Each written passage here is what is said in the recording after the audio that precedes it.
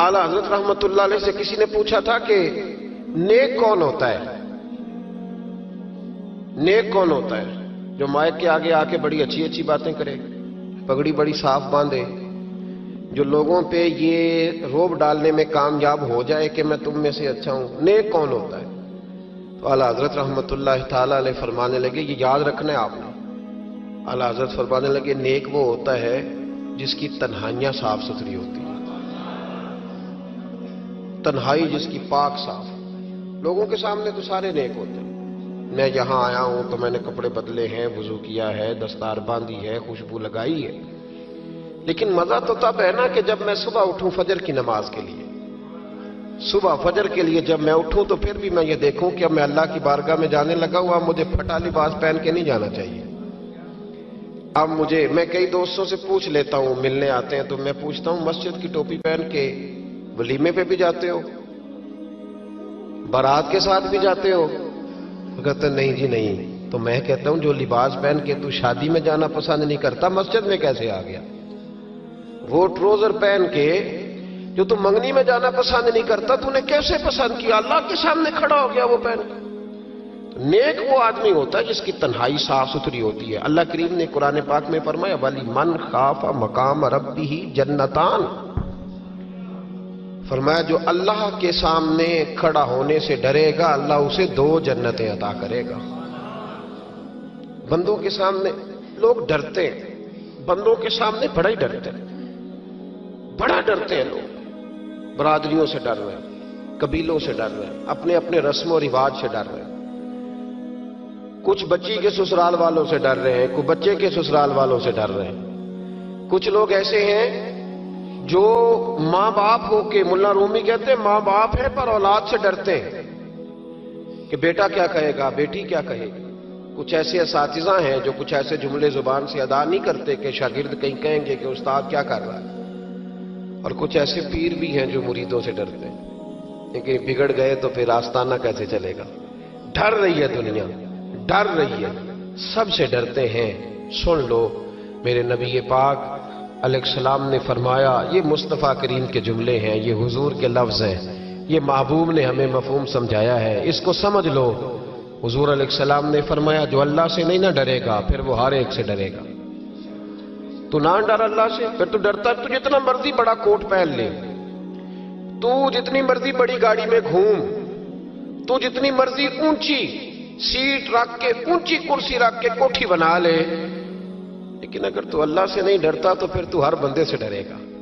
तू रोब डाल ले थोड़ी देर के लिए, गरीब आदमी दबक जाएगा, पीछे हट जाएगा, लेकिन मेरे रसूल पाक अलैहिस्सलाम ने फरमाया, जो अल्लाह से नहीं डरेगा वो हर एक से डरेगा। और फरमाया, जो रब से डर जाएगा अल्लाह सारी मखलूक का खौफ उसके दिल से निकाल देगा, फिर खत्म हो गया, फिर किसी से नहीं डरेगा।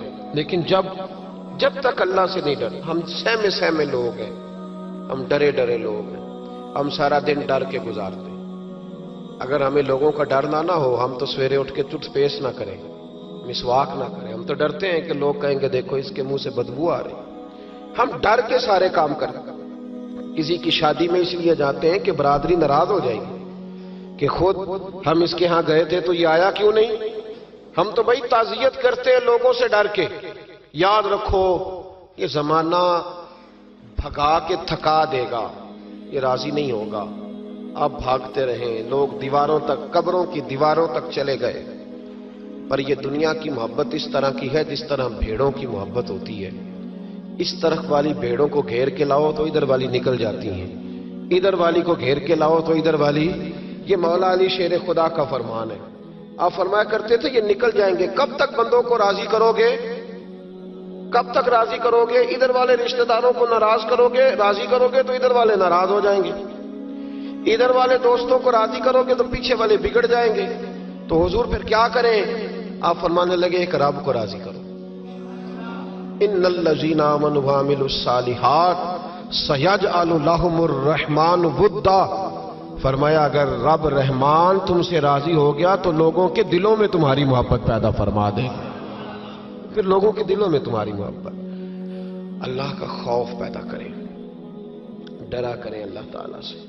ये जहन बनाएं कि मेरा मालिक मुझे देख रहा है, حضرت جنید بغدادی رحمت اللہ تعالی علیہ فرماتے ہیں، جب میں اپنے ماموں سے مرید ہوا نا حضرت سری سختی سے، تو میں نے ان سے وظیفہ پوچھا۔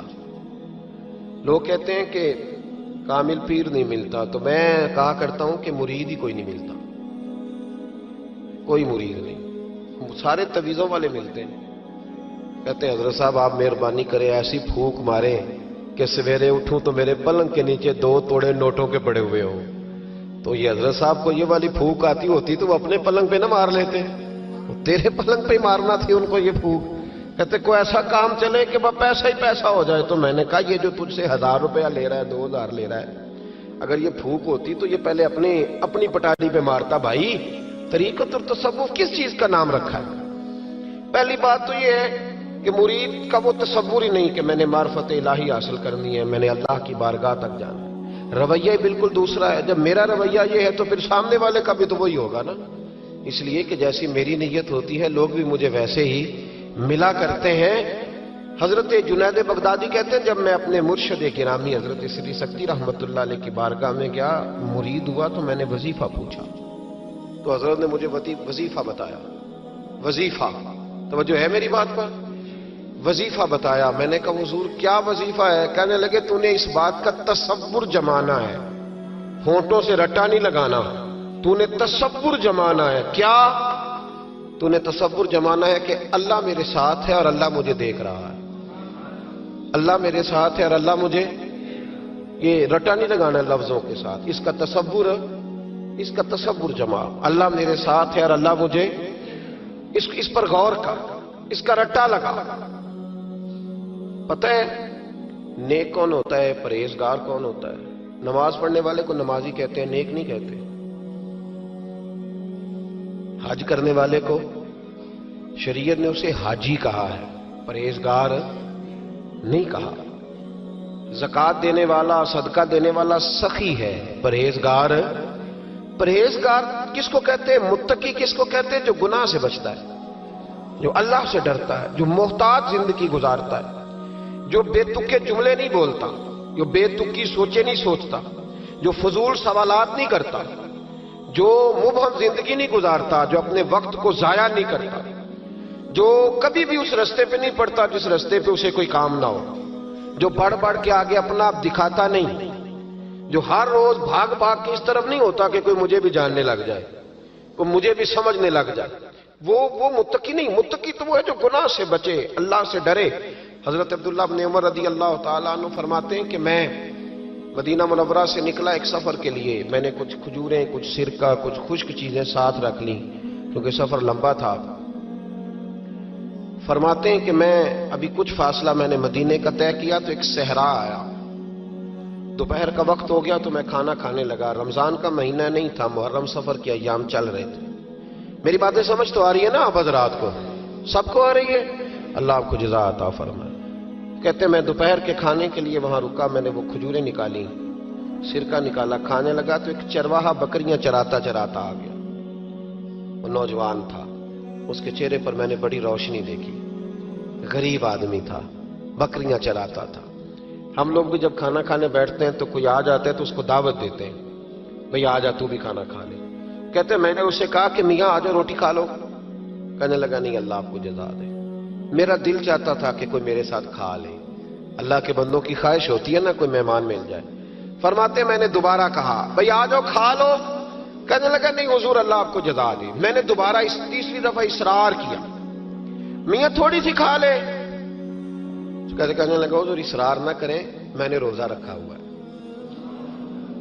آج مزدور جو ہے نا ان سب نے رٹا لگا کے یہ سبق یاد کیا ہے کہ میں چونکہ محنت کرتا ہوں تو میں نہ بھی رکھوں تو خیر ہے۔ رمضان کے روزے بھی مزدور چھوڑ دیتے ہیں۔ اللہ کسی شخص پر وہ بوجھ نہیں ڈالتا جو وہ اٹھا نہ سکے۔ رب بندوں سے پیار کرتے، اسے پتا تھا انہوں نے مزدوریاں کرنی ہیں۔ مزدور روزہ رکھ کے دیکھے، وہ دیکھے اسے کچھ بھی نہیں ہوگا۔ حضور نے تو کہا صوم تصحو، تم روزہ رکھو اللہ تمہاری صحت میں اضافہ کر دے گا، یہ تو تندرستی والا کام ہے۔ کہنے لگا حضور روزہ رکھا ہوا ہے۔ حضرت عبداللہ ابن عمر رضی اللہ تعالیٰ عنہ کہتے ہیں میرے دل میں خیال آیا پتہ کروں کہ صرف روزے دار ہے کہ نیک بھی ہے، صرف روزے دار ہے کہ نیک بھی ہے، صرف نمازی ہے کہ نیک بھی ہے۔